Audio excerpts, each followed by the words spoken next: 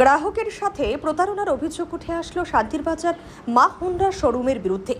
শান্তিরবাজার শহরে অবস্থিত মা হুন্ডা বাইক শোরুমের বিরুদ্ধে প্রতিনিয়ত নানান অভিযোগ উঠে আসছিল।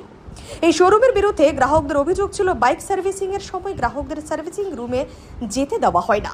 এতে করে শোরুমের মালিক পক্ষ থেকে বাইকের বিভিন্ন ভালো পার্টসগুলো খুলে রেখে নতুন করে অন্য পার্টস লাগিয়ে মোটা অঙ্কের বিল করা হয়। এই অভিযোগ নিয়ে সংবাদ মাধ্যমের দ্বারস্থ হলেন এক গ্রাহক। সেই গ্রাহক সংবাদ মাধ্যমকে ওনার কথা জানানোর সময় শোরুমে থাকা এক কর্মী এসে বাধা দেয়। এছাড়াও এই বাইক শোরুমের বাইকগুলো জাতীয় সড়কের পাশে রেখে দেওয়াতে লোকজনদের যাতায়াতেরও বিশেষ অসুবিধার সম্মুখীন হতে হচ্ছে। শান্তির বাজারের লোকজনেরা চাইছে প্রশাসন যেন এই বিষয়ে সঠিক পদক্ষেপ গ্রহণ করে। শোরুমের ভেতরে গ্রাহকের এইভাবে ঠকানোর কথা প্রকাশ পেতে সকলে শোরুমের বিভিন্ন কার্যকলাপ নিয়ে ছি ছি করছে সকলে।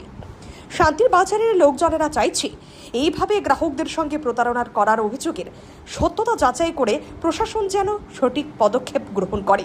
রিপোর্ট হাল্লা বোল।